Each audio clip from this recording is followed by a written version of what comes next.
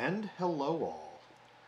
Welcome back to Midnight Movie Reviews. Yes, sir. I am Vincent, of course. And I'm Raven, of course. Now, it's the end of the year, and it is almost Christmas time.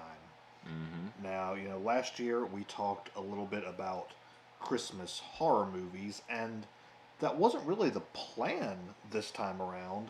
Right. But, it actually kind of just so happened this time that we're going to be talking about one of the movies that we actually mentioned last year, and that, of course, is Gremlins. There you go. Yeah. Yeah, I think we did mention it in our Christmas horror. I mean, if anybody wants to go back and check that video out, it's still on the Vincent Rain's official channel. We did a little short review of Krampus in there, and we're not exactly going to do a review this time. Yeah, we've kind of got a question that we brought up last year in our video, and first off, the question we brought up last year was, what makes a Christmas movie, or what is a Christmas movie? And now, do you remember what about you said last year? To me, a Christmas movie really, it's just like it's set at Christmas time, right? It relies heavily on traditional Christmas themes, stuff we talked about, Santa Claus, snowmen, Rudolph, presents, stupid kids, that type of thing, right? So that would traditionally be considered a Christmas movie. I don't remember what I said at all, but I don't think my opinion has really changed too much from a year ago, so I'll probably, in a roundabout way, have the same opinion. Now, there's a difference between, a Christmas movie and then a movie that just happens to take place at Christmas time. So, and that's where a lot of the controversy comes in. One of the biggest debates when it comes to Christmas movies Die is Hard. Yeah, what is Die Hard? Yeah. Now, what is your opinion on that? I don't think we really touched on that one last year. Is Die Hard a Christmas movie? I'm gonna fall on the side of no. It goes back and forth a little bit because I think in that review maybe I would have agreed that Die Hard's a Christmas movie. I'm gonna fall on the side of no. Because I could sort of see someone buying that, but with the definition I just gave, I'm gonna fall on the side of no. Thinking about it a little more, I don't think so. I really don't. I mean, because the element of Christmas is not really strong in the movie. It's not central to the plot. It's really rarely made mention of. I mean, it's mentioned that, okay, it's Christmas time right now. You see some Christmas trees. I think there's some Christmas music playing at some point in the film. So there's Christmas elements there, but this Die Hard could have taken place at any time of the year and been the same movie. Yeah, literally any day of the year. It could have taken place on Independence Day. Yeah. And plot wouldn't have changed one bit. Right. Now, I don't think you can say that about Gremlins, though. Yeah. Which I'm going to lean more towards calling Gremlins a Christmas movie. I am too. Now, before we really get into it, there are a few others out there that kind of really straddle that line. And, another big debate one is Nightmare Before Christmas. Right. People ask, is that a Halloween movie or a Christmas movie? I always thought of it as a Halloween movie, to be honest. And I'm the opposite. I've always taken it as a Christmas movie, just really just on that same vein as these Christmas horror movies. It has all the elements of Christmas because when they're in Christmas Town, it feels Christmassy, and then toward the end, once Santa Claus comes into the picture, I really do feel Christmas in that movie. And I guess it goes back to being a kid. It used to come on TV, which it still does, a lot at Christmas time. And to be fair, I haven't watched Nightmare Before Christmas all the way through in a really long time. So a lot of the Christmas parts of the film are a little bit vague to me. Like the most memorable parts of the film for me are like the first act, like the first 15 minutes or so, which is mostly at Halloween. Right. So maybe that's why I give that answer, because I've tried to go back and rewatch that movie a few times over the last several years, and for whatever reason, I always end up falling asleep before it really gets into the Christmas stuff. But I mean, Christmas is just sort of one part of that movie.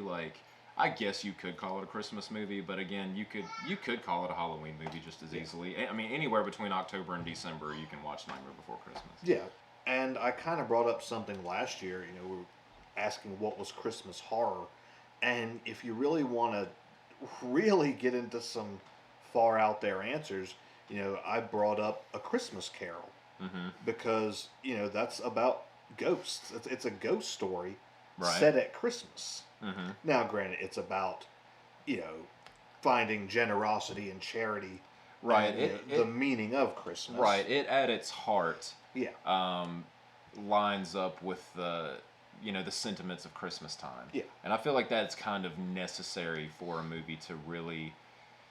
Well, maybe I shouldn't say necessary, but like typically, what you think of as a Christmas movie is gonna have that. Yeah. That which heart to it. that Christmas heart, which Gremlins doesn't necessarily have, but I think the aesthetic of Christmas is a strong enough presence in the film, and I think that the story is kind of closely enough related to Christmas that you can still take it as a Christmas movie, even if it's not shoving Christmas at you, Which in an upfront way.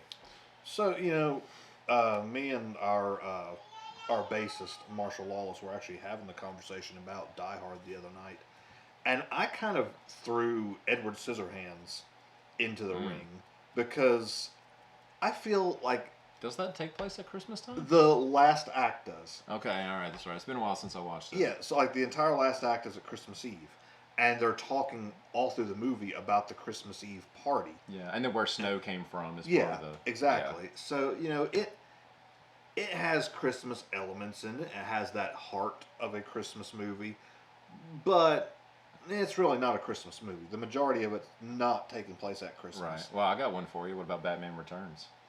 Yeah, I mean that's really reaching for it. That one's debatable. I mean, it takes place at Christmas Yeah. time. There's some Christmas elements. I mean, the Penguins. What do they call them? I forget what they're called. The gang of the henchmen. Oh, the yeah. Penguins henchmen or whatever. The Everything now. Red Triangle Gang, I Yeah. think, is what they're called. They pop out of a Christmas tree, and then of course at the very end of the movie, Batman, goodwill towards men and women, as it goes to credits with a shot of Catwoman. Yeah. I mean, you can maybe make that argument. Yeah, I mean, like I said, there are some of them out there that you're really having to reach for it, but when it comes to Gremlins, I think we can firmly say, sure, this fits the bill for a Christmas movie. So, getting into Gremlins, another argument you could have for it not being a Christmas movie is, well, it was released in June. I didn't even know that. I think June 8th, I want to say it was released on. I know the year, didn't know the month. Yeah, so, a good 6 months before Christmas. Mm-hmm. And granted, that doesn't necessarily mean a movie that comes out at Christmas time is a Christmas movie, as that is a huge time of year for movies to come out in general. Mm-hmm. You got your summer blockbusters and you have your Christmas releases. Mm-hmm. And oddly enough, there's kind of another movie out there that has nothing to do with Christmas, but I've always associated with Christmas, and that's The Wizard of Oz. Interesting. Why, I don't know. I've got a movie like that too, though.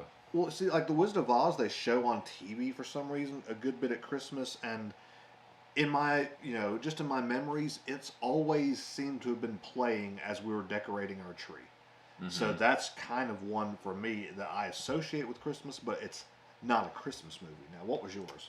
Sin City, the Robert Rodriguez film. Interesting. Yeah, and I don't exactly know why. I remember there used to be a local video store here in our town, and I remember around The Christmas. one you worked at? The one I worked at, Backstage Pass for anybody from this part of the state, this part of Virginia that might happen to be watching this video. Maybe you've heard of it. I worked there until they closed their doors.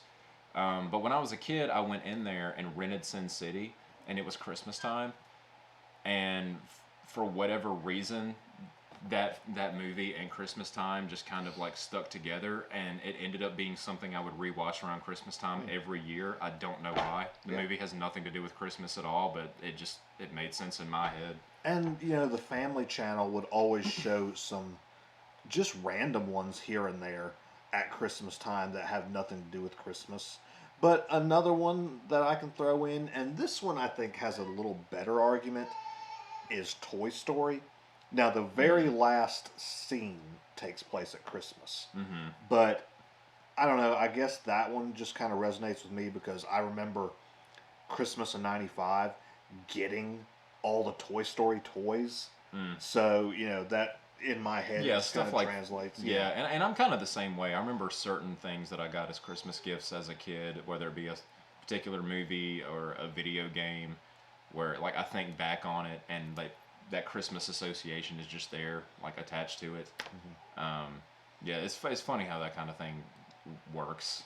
But as we mentioned last year, of course, a Christmas movie can have all the elements of a horror movie and still be a Christmas movie. As we spoke on the Christmas horrors last year, we mentioned Krampus, Black Christmas. I think we even touched on Silent Night, Deadly Night. Certain movies like that. And Gremlins has all the feel of those campy '80s horror movies that came out before and after. You have Yeah. the Evil Dead 2 feel in there. There's Yeah. like scenes of the Fly with Jeff Goldblum. Yeah, or like a lot of those like sort of horror comedy releases that you got in the '80s, like even like Return of the Living Dead or something like that. Yeah, and all those the stop motion effects in there that I absolutely love, and just the puppetry. This is a movie I go back to year after year. I absolutely love this movie, and it is another one I think you can watch in that transitional period between Halloween and Christmas. Halloween's still lingering right there. You want to maybe watch something a little more Christmassy though. You have your Nightmare Before Christmas, and you can watch this in Right. there too. And interestingly enough, and I don't even know if you know this, I believe the original plans for Gremlins was for it to be more of a legitimate horror film. I think so. Yeah, and I don't know if it was Steven Spielberg's decision or like maybe the studio got involved or something, but I think it was like kind of a last minute decision to sort of transition it into more of a family friendly thing. Probably a Spielberg. Yeah, I think even like in the original script there were scenes of the Gremlins like cutting off people's heads and throwing them down steps and watching them bounce, and like a lot more gory stuff was apparently supposed to be involved with it. And there's some pretty gruesome stuff in this movie. I mean, Yeah, they toned it down, but you know. it doesn't really show any graphic human deaths. The Gremlins do kill people. It doesn't really show it that much, but we see a lot of Gremlin death, gruesome Gremlin death. Yeah. Yeah. It's a PG movie, right? Yeah. Like just actually, you just pointed out like only just a few months Yeah, like before PG-13 was a. Just 2 months after this, coming off of this, and I believe Temple of Doom, that's what really provoked the creation of the PG-13 rating, because this was a lot more violent than a PG movie at the time probably should have been, according to some at least. Probably would have been if it had been released today. Yeah, so they made the PG-13. Definitely, that's what this would be if it was out today. Yeah, for sure. Like I said, I mean, we're kind of assuming here that most of you have already seen Gremlins. I mean, do we want to give like a rating for the movie since we did just watch it in preparation for this? But if you haven't seen Gremlins, we're not going to give a synopsis here. But like, if you haven't seen it, go check it out. It's a classic. It's been out since 1984, so if we spoiled anything, that's on you. Yeah. Go check out Gremlins for sure. I mean, for what this is, I give it like I'd give it like a good 7.5, 8 out of 10. Yeah. I would give this a good solid 8 for a campy Christmas horror movie. It's just such a fun movie. Campy Christmas horror movie. If that's what you're looking for, Gremlins is it's right up there with something you gotta check out. It's a go-to if that's the mood you're in. And even just to touch on the sequel for a minute, I know Which I haven't seen. Yeah, a lot of people kind of give the sequel a bad reputation, kind of along the same vein as Ghostbusters 2. I actually really enjoy both movies. I mean, they're silly. I mean, they're just kind of out there, goofy movies, but they're fun. That's what these movies are supposed to be. They're fun movies. So yeah, I mean, I could give it a good solid 8. And, there's really not much more to say about it. we've kind of answered our question: is Gremlins a Christmas movie? Even though it came out in June, it fits a lot of the bills more of a horror movie, a campy '80s horror movie. I'd definitely say yes. Yeah. Gremlins is a Christmas movie. And even if it happened to have been released in December, like that wouldn't even be part of the argument, really. Yeah. I mean, it just as a film, I think it sort of fits the criteria. Like it's got the Christmas atmosphere and the Christmas aesthetic. There's even like plot wise like some Christmas elements in there. I mean, that's how we come across Gizmo in the first place. The inventor, Peltzer's the last name. I can't remember the character's name. Yeah, I can't remember. But the first name. that's why he even gets Gizmo in the first place. Christmas gift for his son. Which it's kind of something we talked about.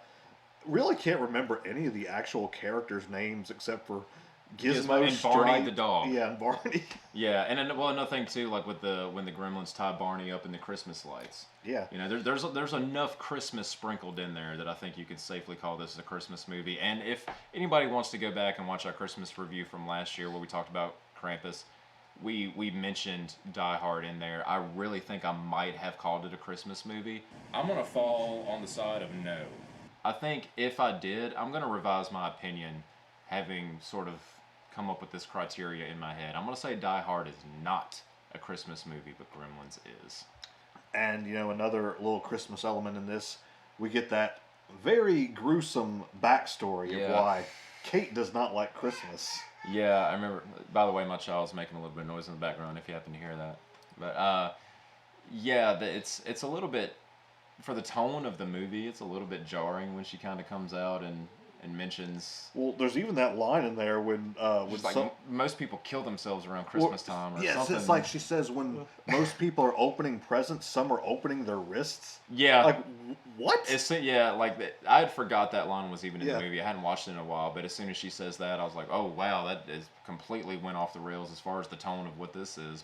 And there's a lot of things. Even though I watch this movie about every year, I always forget certain things. I always forget Corey Feldman is in this movie. Corey Feldman was in everything in the 80s, I guess. And, of course, some special shout-outs to just a few of the other actors in this. Judge Reinhold, always love him when he's playing a douchebag. Yeah. So, he's in there. Of course, Howie Mandel doing the voice of Gizmo. Which I didn't even know until he told me tonight. And, that was news to me. And Michael Winslow doing a lot of the voices of the other Gremlins, a lot of the sound effects and stuff. Just a very talented cast. Shout out to Dick Miller too. I wish Dick Miller was still around. He was that one guy that would just pop up in a lot of the movies. Randomly anything. Yeah, he would just pop, especially like a lot of films from this era. Which this is directed by Joe Dante, very very brilliant director. Maybe we'll talk about him a little bit more at some point. Written by Chris Columbus. Yeah. What else did he write? I recognize his name. Home Alone. Well, he either wrote or directed Home Alone. I don't remember. Okay, I knew his name. But, Dick Miller, well, actually, let me backtrack. Joe Dante also directed one of my favorite films of all time, The Burbs, starring Tom Hanks. Dick Miller pops up in that as the garbage man. He's just one of those faces, like, every time he pops up in a movie, it's like, oh, there's Dick Miller. Just another great campy horror movie there. Yeah. And, not at Christmas time, but still. Still just enjoyable in the same kind of way. Yeah. So, again, if you haven't seen Gremlins, definitely check it out. Yes, Gremlins is a Christmas movie. We're both standing firm on that. So as we close out this, this is, of course, the last Midnite Movie Review of the year. Yeah, short one this time around, but we wanted to give you one more. Yeah. Now, we'd actually almost decided to watch... we were going to subject ourselves to the torture that is the Star Wars Holiday Special. Yeah. Neither of us had seen it. Neither of us have seen it. We've heard enough. Yeah, and we just, we wanted to watch something that will keep us a little more interested tonight. Mm-hmm. But that does kind of bring up something we are thinking about doing next season, is watching a movie that is absolutely awful. Yeah, and it's not necessarily going to be something that either of us have seen before, but I noticed a trend on this channel we tend to be pretty positive about most of the movies we review. Except for Halloween Kills. Except for Halloween Kills. I mean, I still gave that, I think, a 5.5 or whatever. I think I gave it a 2.5 to 3. I can't remember. You know, I was lukewarm on it, obviously. Yeah. I mean, you know, if you want to hear my thoughts, you can go back and watch that review. But for the most part, we're pretty positive about everything we review on here. And we just had the idea of, you know what, let's go the other way. Let's let you guys hear what it sounds like when we tear something to shreds. So, we don't know what movie it's going to be. But there's quite a few candidates out there, especially for atrocious horror films. Yeah, and it doesn't even have to be horror. I mean, there's any, plenty in the Neil Breen catalog. There's some stuff out there that we could really rip apart. So keep your eyes peeled for a future video as far as that goes. We're gonna dump all over something. Oh yeah. So just kind of a little heads up on what's to come next year. You know, we didn't quite have as many episodes this year as last year. Partly because, you know, we kind of had some scheduling conflicts. You know, it was a little harder to record this year. We've been very busy this year with the band, with other things. Oh, yeah. And that Tarantino review, that... A monster to edit it was. Yeah, that took me almost a month of just, you know, trying to get that thing together because I can't sit down and edit this all at once.